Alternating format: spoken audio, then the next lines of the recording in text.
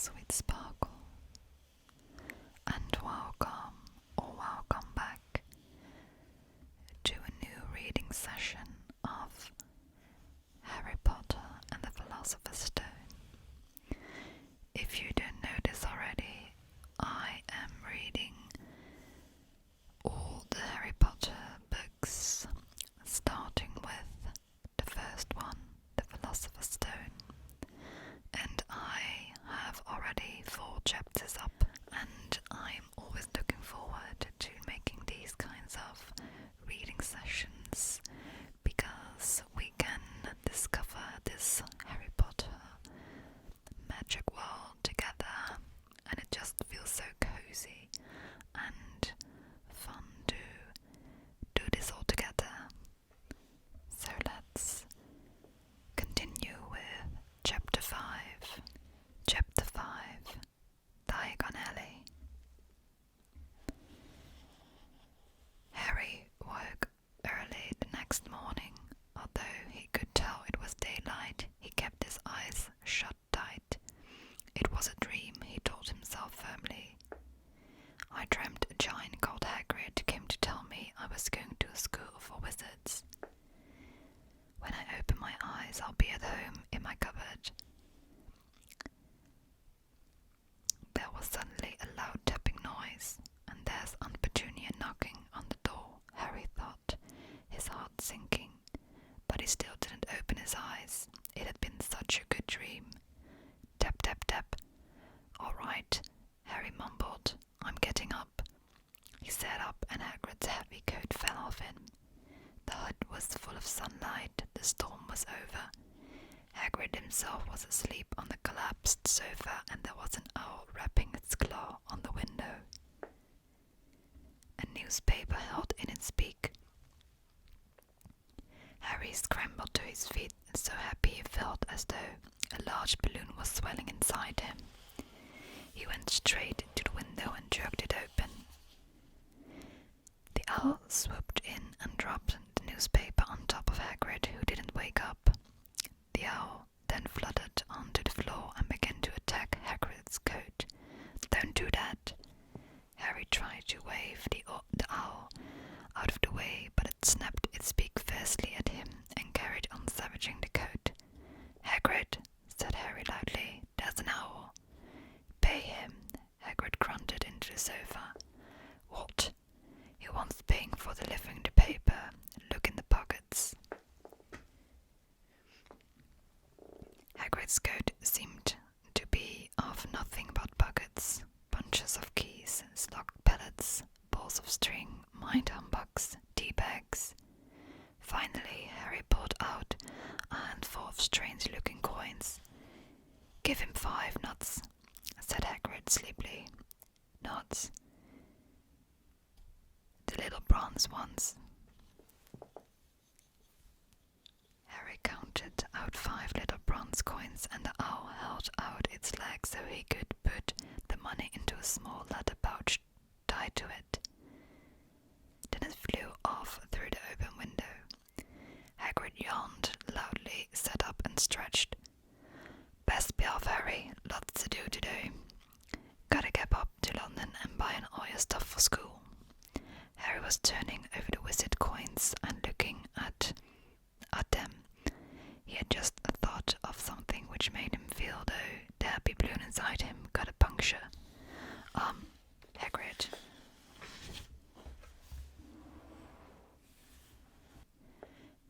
Said Hagrid, who was pulling on his huge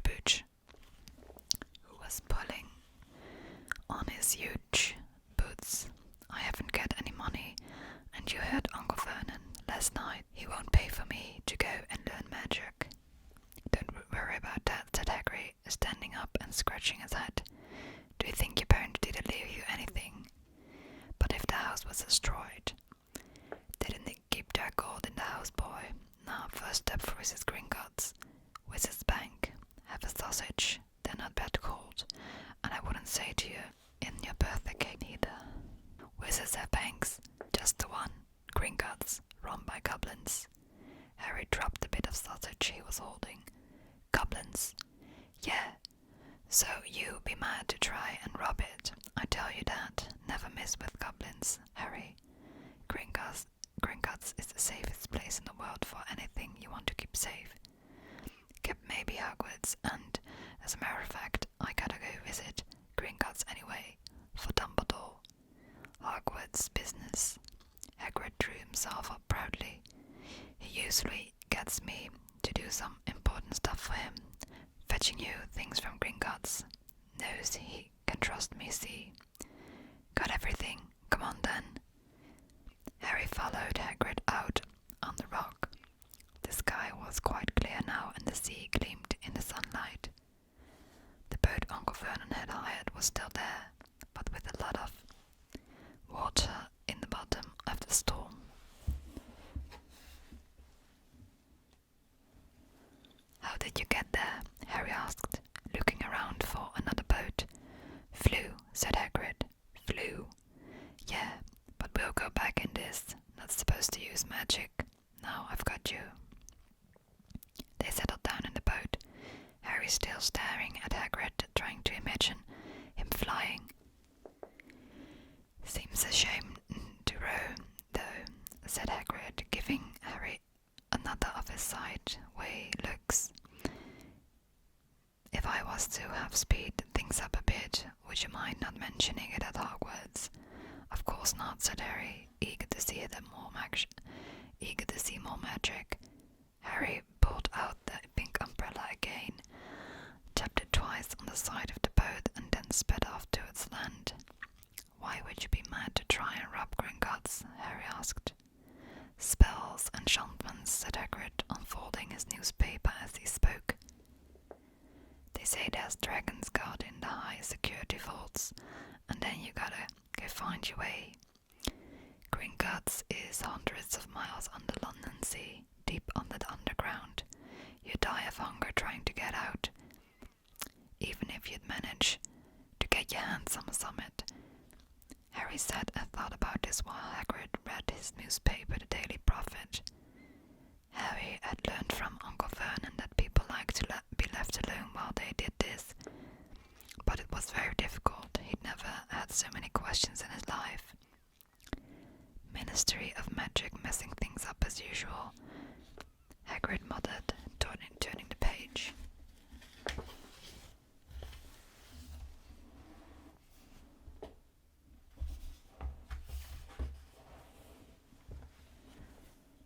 There's a Ministry of Magic? Harry asked, before he could stop himself. Course, said Hagrid. They wanted Dumbledore for Minister, of course, but he'd never leave Hogwarts. So old. Cornelius Fudge got the job. Bungler, if ever there was one. Now he pelts Dumbledore with owls every morning, asking for advice. But what does a Ministry of Magic do? Well, their main job is to keep it from the muggles that there's still witches and wizards up down the country. Why? Why? Blimey, Harry. Everyone be wanting magic solution to their problems. Nah, we're best left alone. At this moment the boat bumped gently into the harbour wall. Hagrid folded up his newspaper and they clambered up the stones onto the street. The stone steps onto the street. Passers-by stared a lot at Hagrid as they walked through the little town to the station. Harry couldn't blame them. Not only was Hagrid twice as tall as anyone else, he kept pointing at perfectly ordinary things like parking meters and saying loudly, "See that, Harry? Things these muggles dream up, eh?" Hagrid, said Harry, panting a bit as he ran to keep up. Did you say there are dragons at Gringotts? Well, sort of say, said Hagrid. Crikey, I'd like a dragon. You like one? Wanted one ever since I was a kid. Here we go. They had reached the station. There was a train to London. In 5 minutes' time. Hagrid, who didn't understand muggle money, as he called it, gave the notes to Harry so he could buy their tickets. People stared more than ever on the train.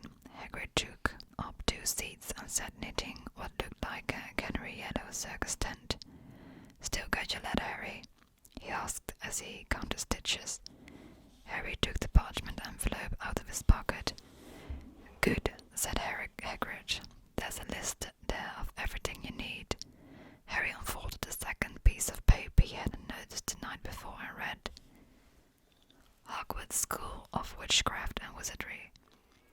Uniform. First-year students will require 3 sets of plain work robes. Black, 1 plain pointed hat, black for day wear. 1 pair of protective gloves, dragonhide or similar. 1 winter cloak, black, silver fastenings. Please note that all pupils' clothes should carry name tags. Set books. All students should have a copy of each of the following: The Standard Book of Spells, Grade 1, by Miranda Goshawk. A History of Magic by Bathilda Bagshot.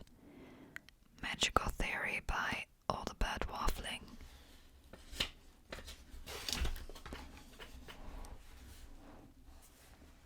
A Beginner's Guide to Transfiguration by Emmerich Switch.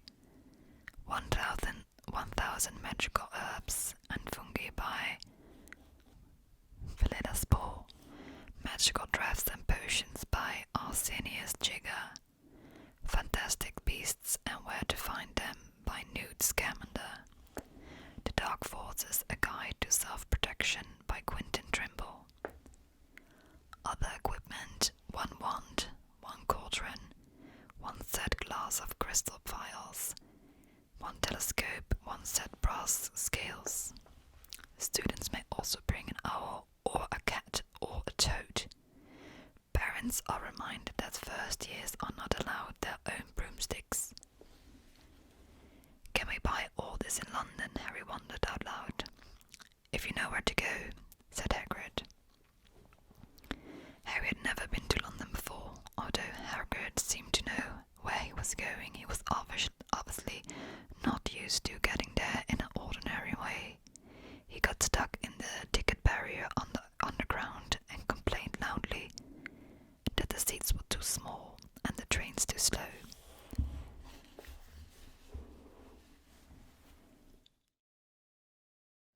"I don't know how the Muggles manage without magic," he said, as they climbed a broken-down escalator which led up to a bustling road lined with shops. Hagrid was so huge that he parted the crowd easily. All Harry had to do was keep close behind him. They passed bookshops and music stores, hamburger bars and cinemas, but nowhere that looked as if it could sell you a magic wand. This was just an ordinary street full of ordinary people. Could there really be piles of wizards' golds buried miles beneath them? Were there really shops that sold spell books and broomsticks? Might this not be all a huge joke that the Dursleys had cooked up? If Harry hadn't known that the Dursleys had no sense of humour, he might have thought so. Yet somehow, even though everything Hagrid had told him so far was unbelievable, Harry couldn't help trusting him. "This is it," Hagrid said, coming to a halt. "The Leaky Cauldron. It's a famous place." It was a tiny, grubby-looking pub. If Hagrid hadn't pointed it out, Harry wouldn't have noticed it was there. The people, hurrying by didn't glance at it. Their eyes slid from the big bookshop on one side to the record shop on the other, as if they couldn't see the Leaky Cauldron at all. In fact, Harry had the most peculiar feeling that only he and Hagrid could see it. Before he could mention this, Hagrid had steered him aside. For a famous place, it was very dark and shabby. A few old women were sitting in a corner drinking tiny glasses of sherry. One of them was smoking a long pipe. A little man in a top hat was talking to the old barman, who was quite bald and looked like a gummy walnut. The low buzz of chatter stopped when they walked in. Everyone seemed to know Hagrid. They waved and smiled at him. The barman reached for a glass, saying the usual Hagrid can't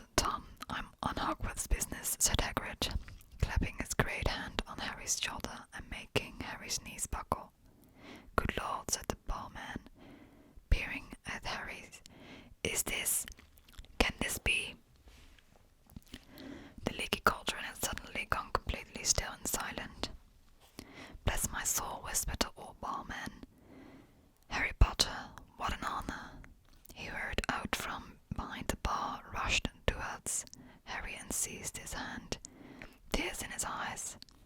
"Welcome back, Mr. Potter, welcome back." Harry didn't know what to say. Everyone was looking at him. The old woman with the pipe was puffing on it without realizing it had gone out. Hagrid was beaming. Then there was a great scraping of chairs, and next moment Harry found himself shaking hands with everyone in a Leaky Cauldron. "Doris Crockford, Mr. Potter. Can't believe I'm meeting you at last. So proud, Mr. Potter, I'm just so proud. Always wanted to shake your hand." "I'm awful flutter. Delighted, Mr. Potter, just couldn't tell you. Diggle's the name. Daedalus Diggle. I've seen you before," said Harry, as Daedalus Diggle's top hat fell off in his excitement. "You bowed to me once in a shop." "He remembers," cried Daedalus Diggle, looking around at everyone. "Did you hear that? He remembers me." Harry shook hands again and again. Doris Crockford kept coming back for more. A pale young man made his way forward very nervously. One of his eyes was twitching. "Professor Quirrell," said Hagrid. "Harry, Professor Quirrell will be one of your teachers at Hogwarts." Potter stammered Professor Quirrell, grasping Harry's hand. "How pleased I am to meet you. What sort of magic do you teach, Professor Quirrell?" "Defense against the dark arts," muttered Professor Quirrell, as though he'd rather not think about it. "Then I thought that you needed a Mr. Potter." He laughed nervously. "You'll be getting all your equipment, I suppose.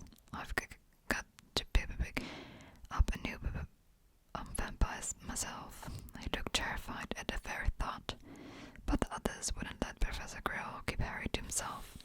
It took almost 10 minutes to get away from them all at last.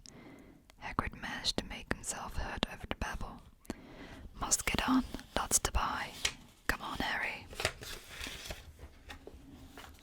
Doris Crockford shook Harry's one last time, and Hagrid led him through the bar and out into a small walled courtyard, where there was nothing but a dustbin and a few weeds. Harry grinned at Harry. "Told you, didn't I? Told you was famous. Even Professor Quirrell's trembling to meet ya. Mind you, he's usually trembling. Is he always that nervous?" "Oh yeah, poor bloke. Brilliant mind. He was fine while he was studying out of books, but then he took a year off to get some first-hand experience. They say he met vampires in the Black Forest, and there was a nasty bit of trouble with the hag. Never been the same since. Scared of the students, scared of his own subject. Now, where's me umbrella?" Vampires, hags. Harry's head was swimming. Hagrid, meanwhile, was counting bricks in the wall above the dustbin. "Threw up, drew across," he muttered. "Right. Stand back, Harry." He tapped the wall 3 times with the point of his umbrella. The brick he had touched quivered. It wriggled. In the middle, a small hole appeared. It grew wider and wider. A second later, they were facing an archway large enough, even for Hagrid, an archway onto the cobbled street which twisted and turned out of sight. "Welcome," said Hagrid, "to Diagon Alley." He grinned at Harry's amazement. They stepped through the archway. Harry looked quickly over his shoulder and saw the archway shrink instantly back into the solid wall. The sun shone brightly on a stack of cauldrons outside the nearest shop. Cauldrons, all sizes, copper, brass, pewter, silver, self-steering, collapsible, said a sign hanging over them. "Yeah, you'll be needing one," said Hagrid, "but we gotta get your money first." Harry wished he had about 8 more eyes. He turned his head in every direction as they walked on the street, trying to look at everything at once. The shops, the things outside them, the people doing that shopping. A low, soft hooting came from a dark shop with a sign saying Elop's Oil Emporium. Tawny, Screech, Barn, Brown and Snowy. Several boys of about Harry's age had their noses pressed against the window with broomsticks in it. "Look," Harry heard one of them say, "the new Nimbus 2000, the fastest ever." There were shops selling robes, shops selling telescopes and strange silver instruments. Harry had never seen windows decked with barrels of bat spleens and eels' eyes, tottering piles of spellbooks, quills and rolls of parchment, potion bottles, globes of the moon. "Gringotts," said Hagrid. They had reached a snowy white building which towered over the other little shops. Standing beside it burnished bronze doors, wearing a uniform of scarlet and gold, was... "Yeah, that's a goblin," said Hagrid quietly as they walked up the white stone steps towards him. The goblin was about a head shorter than Harry. He had a swarthy, clever face and a pointed beard. Harry noticed very long fingers and feet. He bowed as they walked inside. Now they were facing a second pair of doors, silver this time, with words engraved upon them. "Enter, stranger, but take heed of what awaits the sin of greed. For those who take but do not earn must pay most dearly in their turn. So if you seek beneath our floors a treasure that was never yours, thief, you have been warned, beware of finding more than treasure there. Thief, you have been warned, beware of finding more than treasure there. Like I said, you be mind trying to rob it," said Hagrid. A pair of goblins bowed them through the silver doors, and they were in a vast marble hall. About 100 more goblins were sitting on high stools behind a long counter, scribbling in large ledgers, weighing coins on brass scales, examining precious stones through eyeglasses. There were too many doors to count leading off the hall, and yet more goblins were showing people in and out of these. Hagrid and Harry made for the counter. "Morning," said Hagrid to a free goblin. "We've come to take some money out of Mr. Harry Potter."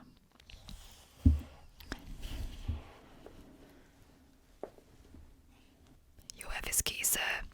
"Got it here somewhere," said Hagrid, and he started emptying his pockets onto the counter, scattering a handful of mouldy dark biscuits over the goblin's book of numbers.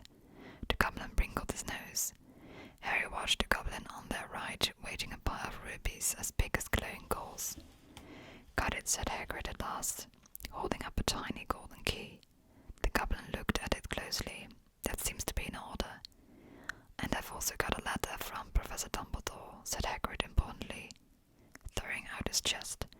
"It's about the you-know-what in Vault 713. The goblin read the letter carefully. "Very well," he said, handing it back to Hagrid. "I will have someone take you down to both vaults. Gribbock."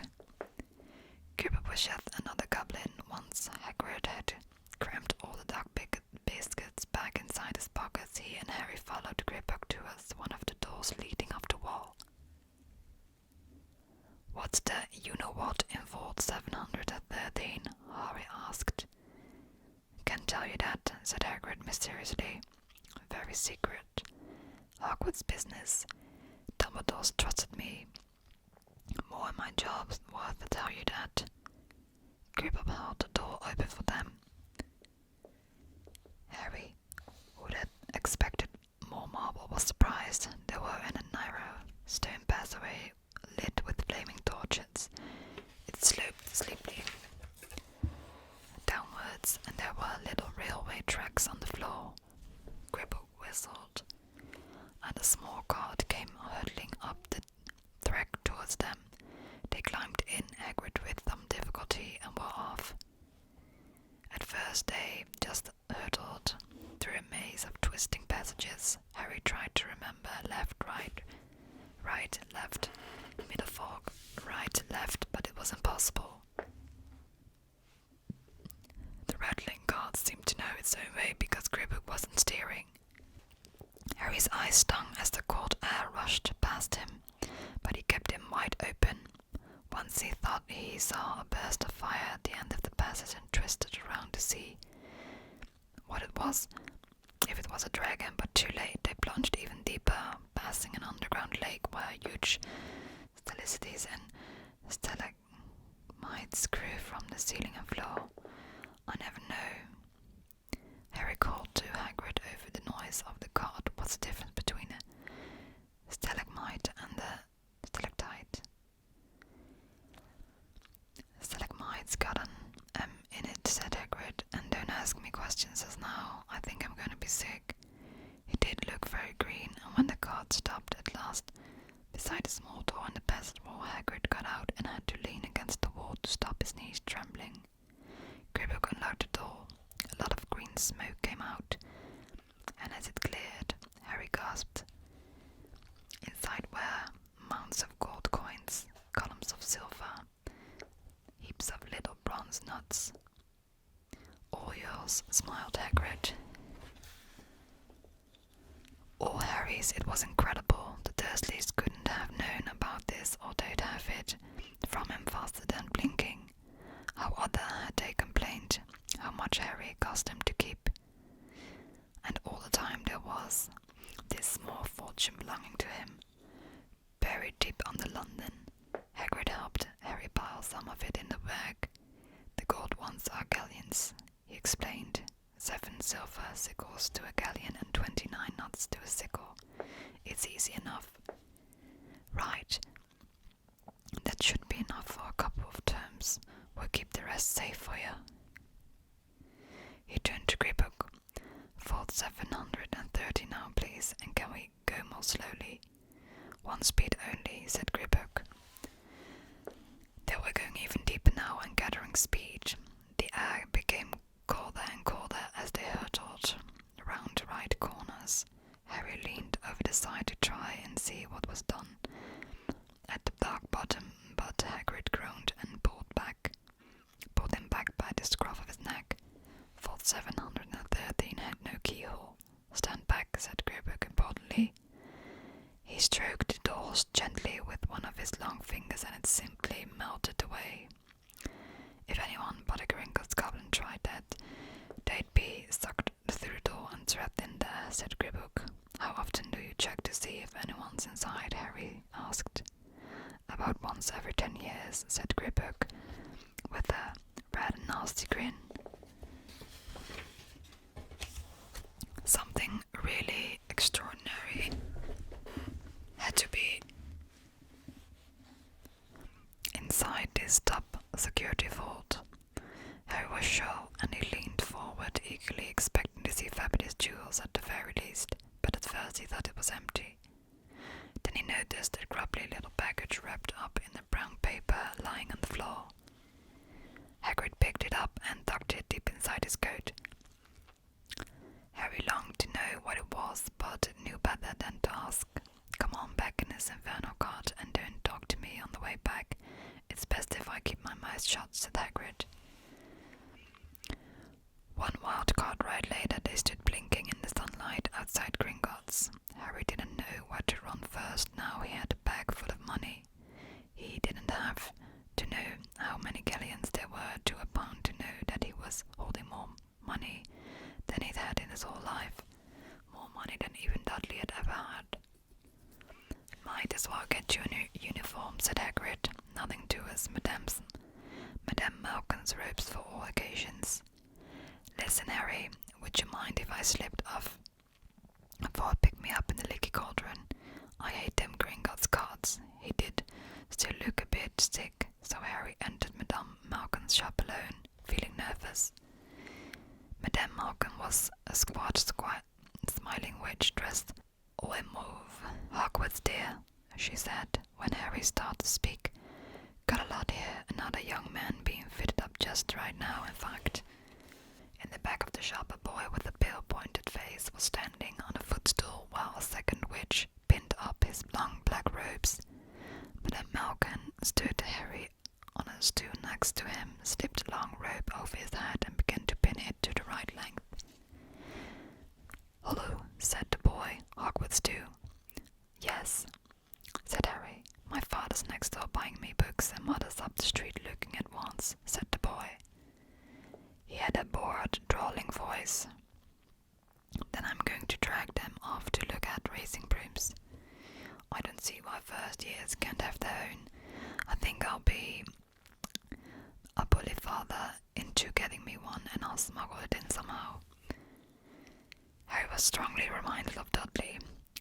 out your own broom, the boy went on.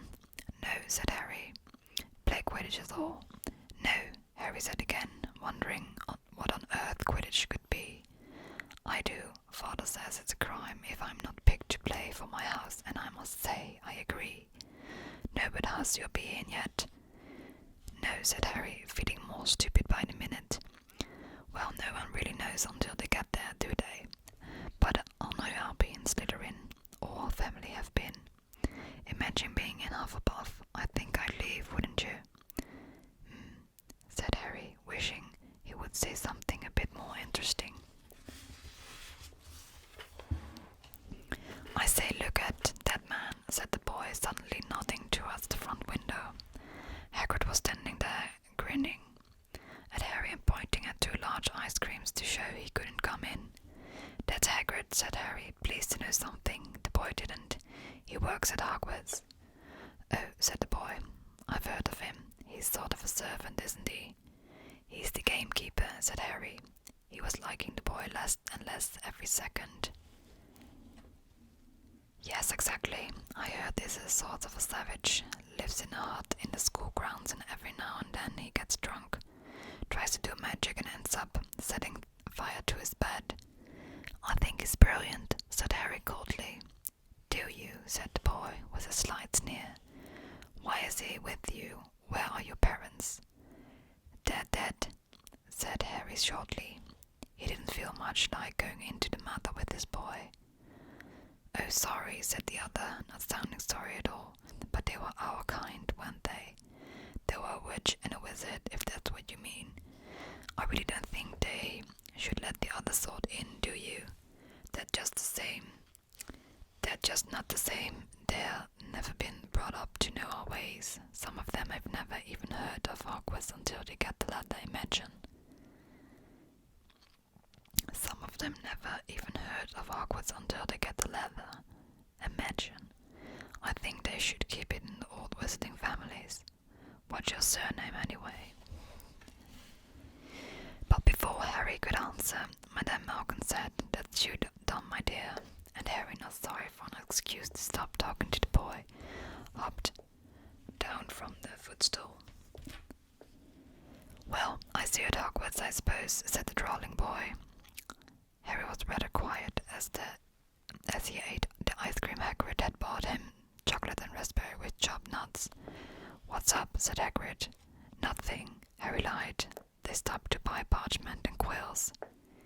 Harry cheered up a bit when he found a bottle of ink that changed colour as you wrote. When they had left the shop, he said, Hagrid, watch Quidditch. Blimey, Harry, I keep forgetting how little you know, not knowing about Quidditch. Don't make me feel worse, said Harry. He told Hagrid about the pale boy and Madame Malkin's, and he said people from Muggle family shouldn't be allowed in. You're not from a Muggle family, if you'd known who you were. He's grown up knowing your name is Paris and Wizard's folk. You saw him in the Leaky Cauldron anyway. What does he know about it? Some of the best I ever saw were the only ones with magic in them in a long like Muggles. Look at your mum. Look what she had for her sister. So what is Quidditch? It's our sport, wizard sport. It's like football in a Muggle world. Everyone follows Quidditch, played up in the air on broomsticks. And there's 4 balls, sorta hard, explain the rules. And what are Slytherin and Hufflepuff? Schoolhouses. There's 4. Everyone says Hufflepuff are a lot of duffers, but I bet I'm in Hufflepuff, said Harry gloomily. Better Hufflepuff than Slytherin, said Hagrid darkly. There's not a single witch or wizard who went bad who wasn't in Slytherin. You know who was one. Sorry, you know who was at Hogwarts.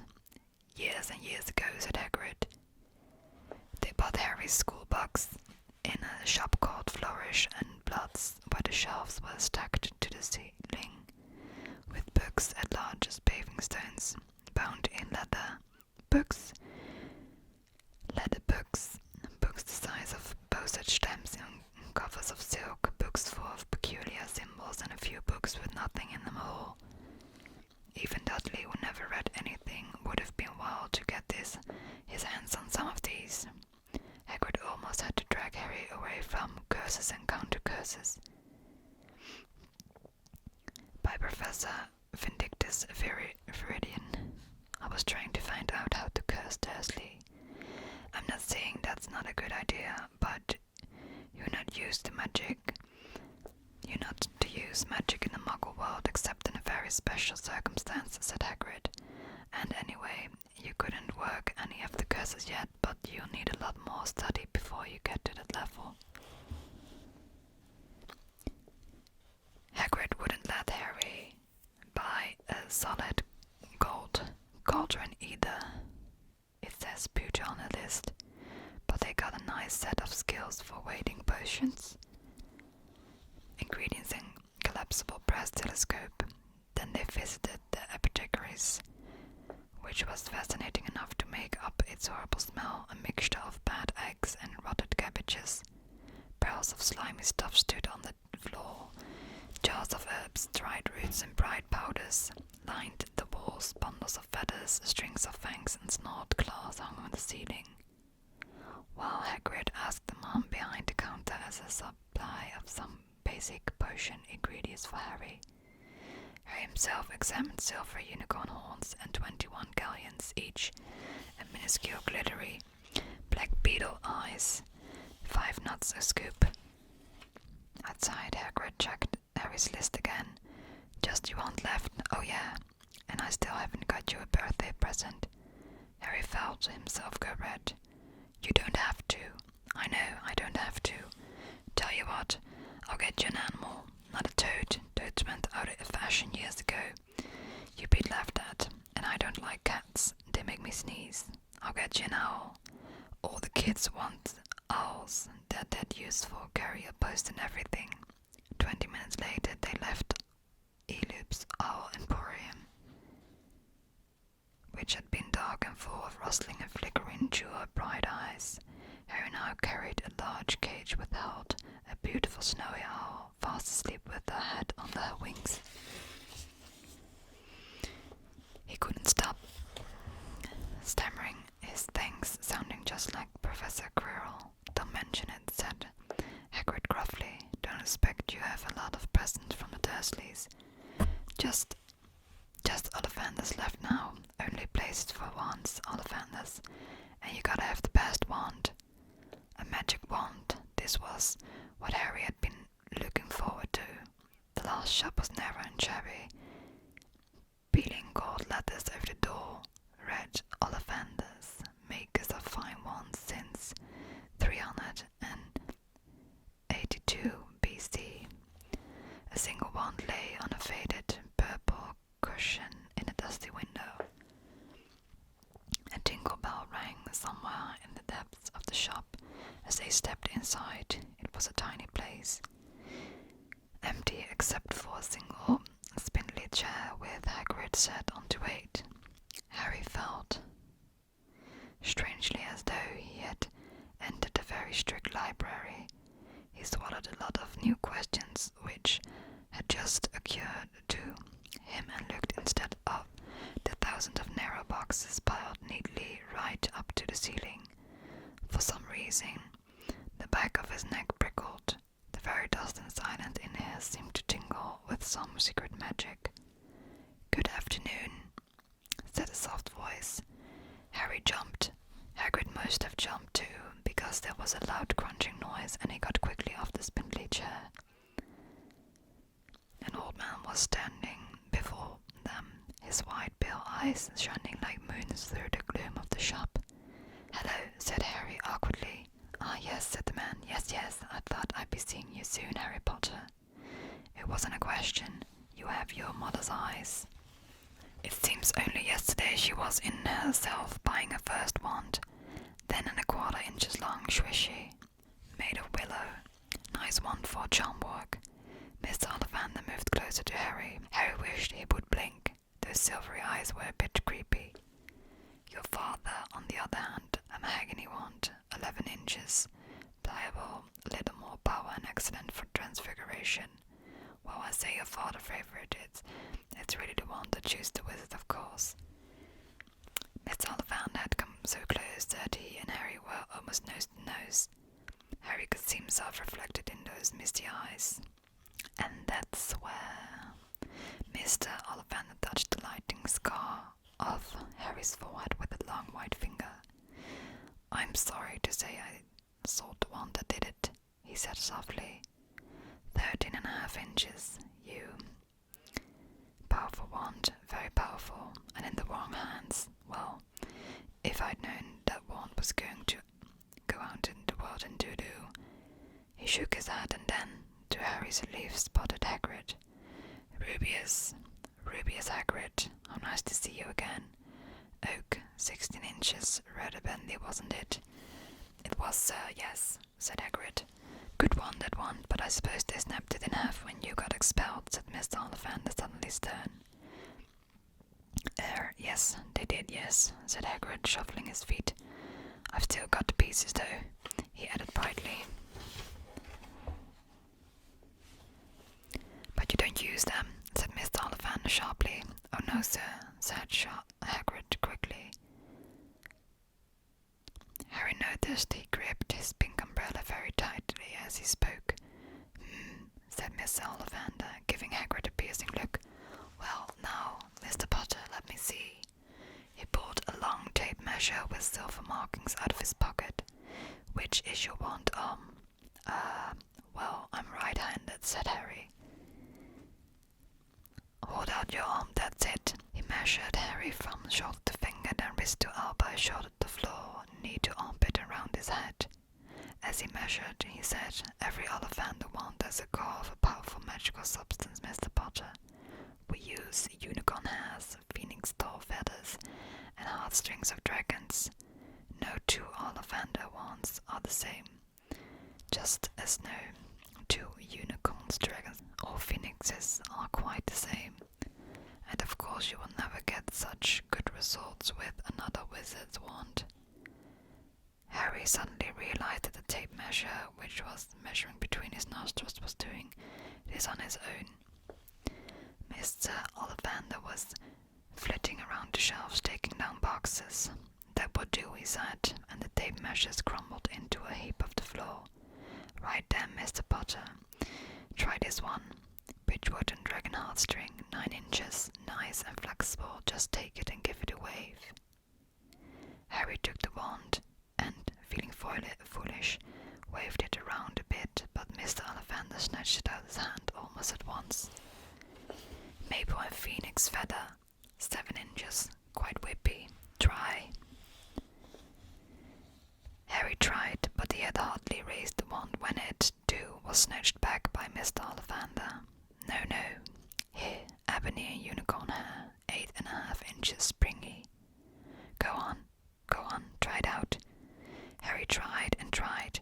He had no idea what Mr. Ollivander was waiting for. The pile of tried wands was mounting higher and higher on the spindly chair. But the more wands Mr. Ollivander pulled from the shelves, the happier he seemed to become. Tricky customer, eh? Not to worry, we'll find the perfect match here somewhere. I wonder now. Yes, why not? Unusual combination, holly and phoenix feather, 11 inches nice and supple. Harry took the wand. He felt the sudden warmth in his fingers. He raised the wand above his head, brought it swishing down through the dusty air in a scream of red and gold sparks shot down from the end like a firework, throwing dancing spots of lights onto the walls. Hagrid whooped and clapped, and Mr. Ollivander cried, "Oh, bravo! Yes, indeed! Oh, very good! Well, well, well! How curious! How very curious!" He put Harry's wand back into its box and wrapped it in brown paper, still muttering, "Curious, curious." "Sorry," said Harry, "but what's curious?" Mr. Ollivander fixed Harry with his bill stare. "I remember every wand I ever sold, Mr. Potter. Every wand. Every single wand. It so happens that the phoenix, whose tail feather is in your wand, gave another feather, just one other. It is very curious indeed that you should be destined for this wand when its brother, why its brother gave you that scar." Harry swallowed. "Yes, 13.5 inches. chooses the wizard, remember. I think we must expect great things from you, Mr. Potter. After all, he who must not be named did great things. Terrible, yes, but great. Harry shivered. He wasn't sure he liked Mr. Ollivanders too much. He paid 7 gold galleons for his wand, and Mr. Ollivander bought them from his shop.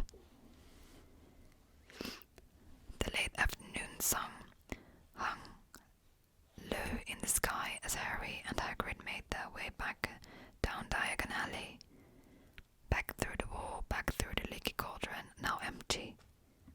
Harry didn't speak at all as they walked down the road. He didn't even notice how much people were gawping at them on the underground as they were with all their funny shaped packages, with the sleeping snowy owl on Harry's lap. Up another escalator, out into Paddington Station. Harry only realized where they were when Hagrid tapped him on the shoulder. Got time for a bite to eat before your train leaves, he said. He bought Harry a hamburger, and then they sat down on plastic seats to eat them. Harry kept looking around. Everything looked so strange somehow. You are right, Harry. You're very quiet, said Hagrid. Harry wasn't sure he could explain. He just had the best birthday of his life, and yet he chewed his hamburger, trying to find the words. Everyone thinks I'm special, he says at last. All those people in the Leaky Cauldron, Professor Quirrell, Mr. Ollivander, but I don't know anything about magic at all. How can they expect great things? I'm famous, and I can't even remember when I'm famous for. I don't know what happened one fall. Sorry, I mean the night my parents died. Hagrid leaned across the table. Behind the wild beard and eyebrows, he wore a very kind smile. Don't you worry, Harry. You'll learn fast enough. Everyone starts at the beginning at Hogwarts. You must be fine. Just be yourself. I know it's hard. You've been singled out, and that's always hard. But you have a great time at Hogwarts. I did. Still do, matter of fact. Hagrid helped Harry onto the train that would take him back to the Dursleys, and then handed him an envelope. Your ticket to Hogwarts, he said. 1st of September, King's Cross. It's all on your ticket. Any problems with the Dursleys, send me a letter with your owl. She know where to find me. See you soon, Harry. The train pulled out of the station. Harry wanted to watch Hagrid until he was out of sight. He rose in his seat and pressed his nose against the window. But he blinked, and Hagrid had gone. So, that was chapter 5. And the next